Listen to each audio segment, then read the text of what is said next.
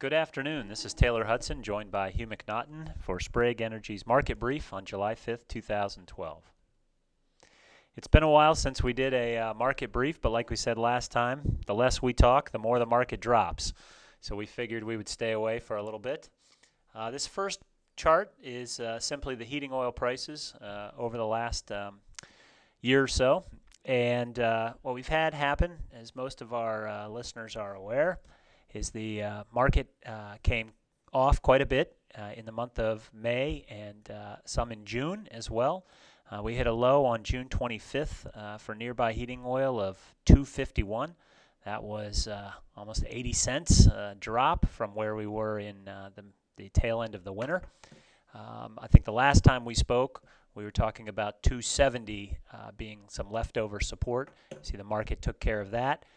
And over the last, this week and the last week of June, we rallied right back above it. So the market currently sits somewhere around the 9-day moving average at 273-ish. And if you're a chart person looking for the next zone of resistance, if this market's going to keep going up, probably wouldn't come into play until the 18 or the 40-day moving averages, which are generally found somewhere in the $2.95 to $3 area, which would be about half of what the move down was. On the RBOB side, similar features to the chart, quite a sell-off.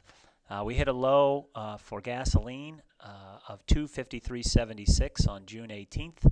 We've come back up to almost $2.80. And on this chart, you'll notice that we did not break the fall of 2011 lows that were $2.4440.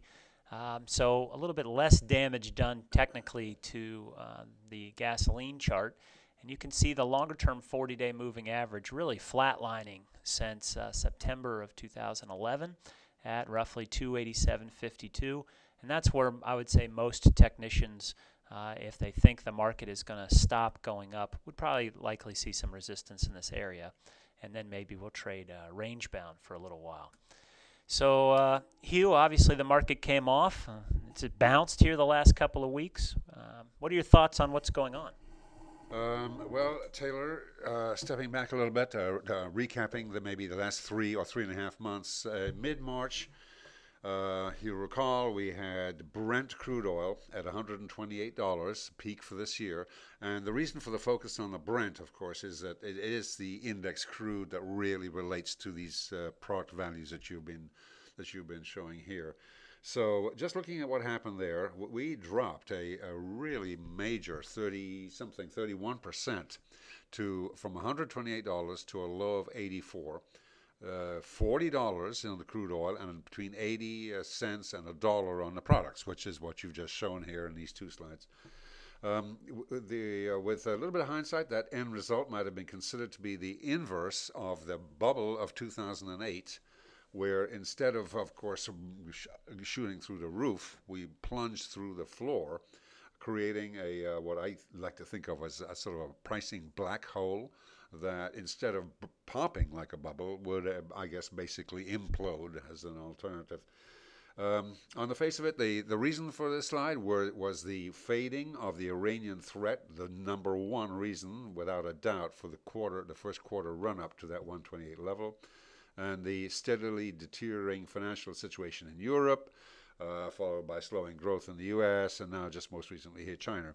Finally, there was the extraordinary, unexpected, and well-publicized campaign by Saudi Arabia to ramp up production to the point where global crude oil output was running about 1.5 to 1.6 million barrels a day over demand.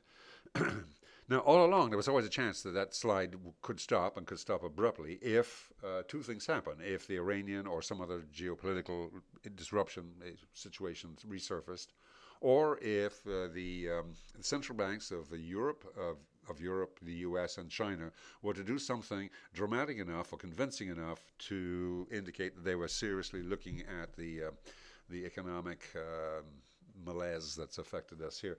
As a result, that happened last week. Iran heated up the Strait of Hormuz situation again, and ECB and the Federal Reserve and China now have all basically sort of indicated that they're prepared to take steps to counter the economic problem. As a result, we've had this major, of course, reversal. No, I'll take that back. Spike, recovery, 8 to 10 cents, $8 to $10 a barrel, 25 to 30 cents a gallon, all since last Friday. And the only consolation is when we think back to the days of $3.10 gasoline or heating oil, the fact that, as you said, we're now at 277, I think, on both, we're still got it still represents a relative bargain.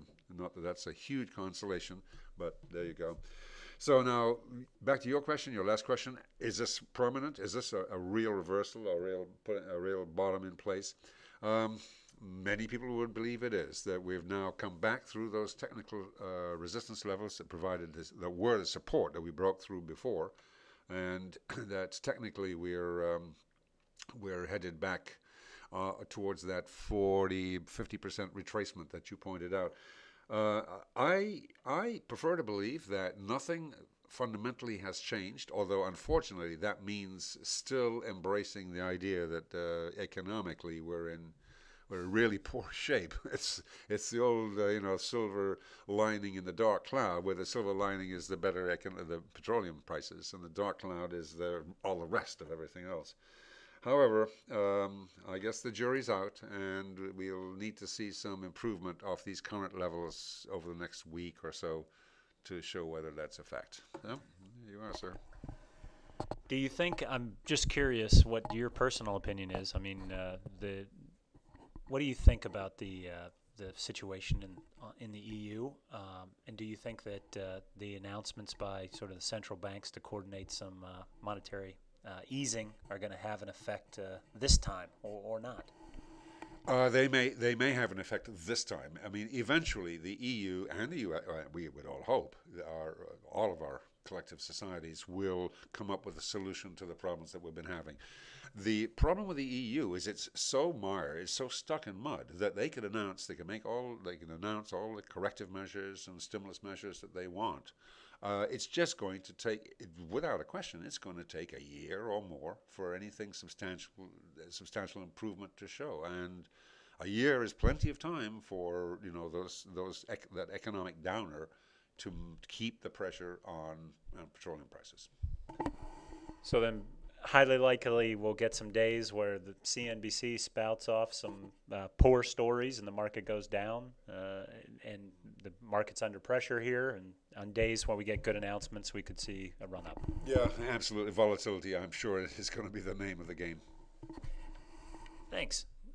But they will be a substantial improvement in cash to improve the facilities at the refinery, which we will go into in a minute, and arrange with Sunoco to run it, and J.P. Morgan to supply the feedstock and take the refined product offtake. So those three changes that they're going to make, I guess, are semi-basic. When you think about it, they're going to make their inputs a little cheaper and try to produce some higher valued products. Primarily, the big one is looks like Philadelphia is going to get some Bakken crude headed its way. Instead of relying on more expensive Brent-based pricing out of the North Sea or North Africa, it looks like Carlyle and Sunoco are going to try to bring in some of American crude into the facility, which, as most of our listeners know, is substantially cheaper. You and I have questions about the logistics of that. It sounds like it's going to be quite a time to be a train operator. So Warren Buffett may be happy, but they're going to make their input cost cheaper by utilizing some North Dakota and Bakken crude. The second thing that'll make the facility cheaper to run is it looks like they're going to try to use some of that Marcellus shale gas to actually power the facility. And we talked about this before in terms of Gulf Coast refiners having an advantage over their East Coast brethren, because most of the refineries on the Gulf Coast are currently powered by natural gas. So this would be one that's going to do the same. And finally, as everyone wants to do, they always want to produce higher valued products. And it sounds like they're going to try to produce more ultra-low sulfur diesel.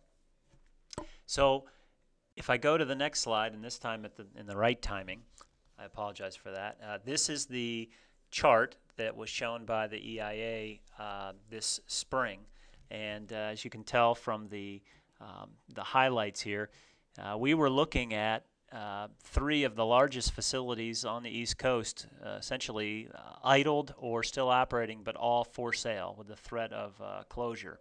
And if I do my numbers quick here, I think we're at something like 50% of total crude unit capacity on the East Coast that was in question. And now we can sort of safely say that an airline and an investment bank and Sunoco are going to cover that for us. So interesting days. And finally, we want to talk a little bit about the transition from high sulfur heating oil in New York State to ultra low sulfur heating oil in New York State. We haven't had any last-minute changes as the mandate went into effect. You know, we weren't wondered if something was going to change or not. The governor may change their mind at the last minute. That didn't happen. Suppliers, including Sprague, have made changes and are now offering ultra-low sulfur heating oil at the rack. Some terminal operators are still posting high sulfur numbers for export into Connecticut, Massachusetts, Vermont. So there's a pricing difference there. And really this comes down to a change in cost. And because the product is a different product, the cost basis for ultra-low sulfur heating oil is essentially ultra-low sulfur diesel fuel. And this chart that we have on this graph plots the differences between ultra-low sulfur diesel and high sulfur diesel, or 15 ppm versus heating oil.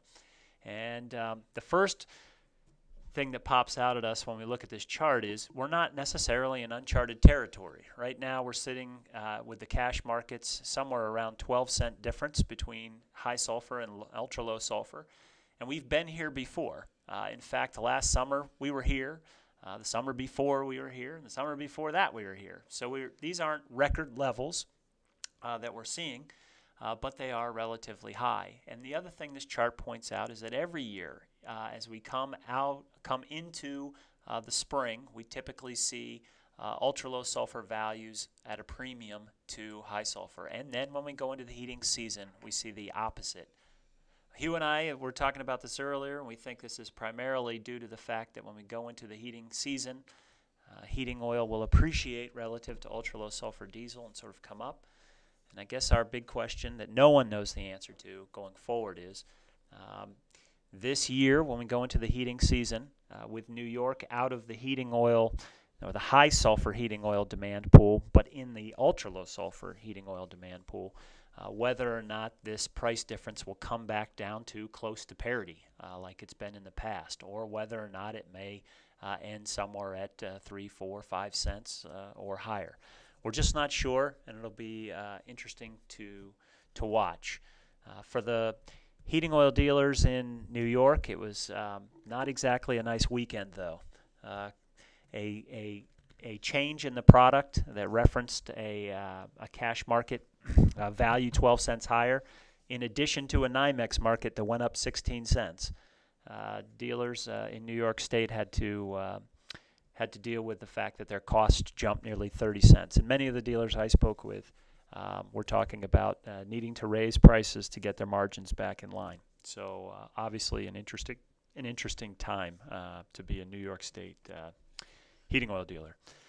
Any final thoughts for us, Hugh, that you want to include here? Not that would bring any comfort to anybody, Taylor, except that our New York State customers and dealers are all at least in the same boat together. The situation affects them all equally. Well, thank you all for listening again, and as always, please let us know if we've said anything in error or if you'd like to hear us address a certain topic. Thank you very much.